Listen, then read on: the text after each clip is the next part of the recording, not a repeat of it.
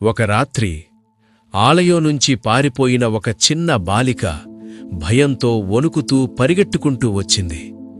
కళ్లలో కన్నీళ్లు, గొంతులో వణుకు.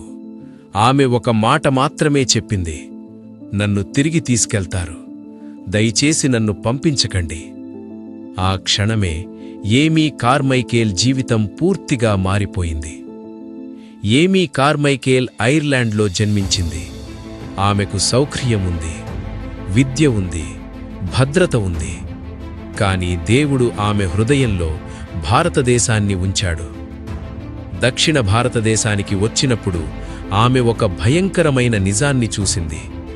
చిన్న చిన్న బాలికలను మతం పేరుతో ఆలయాలకు అర్పించటం.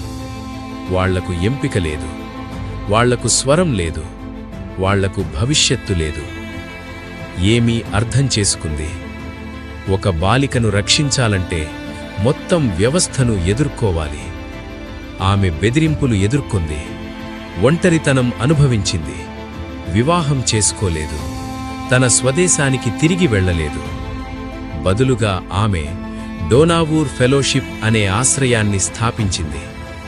అక్కడ రక్షించబడిన పిల్లలు ప్రేమతో పెరిగారు, విద్య పొందారు, దేవుని వాక్యంలో పెంచబడ్డారు. ఏమీ భారతదేశంలో 55 సంవత్సరాలు సేవ చేసింది.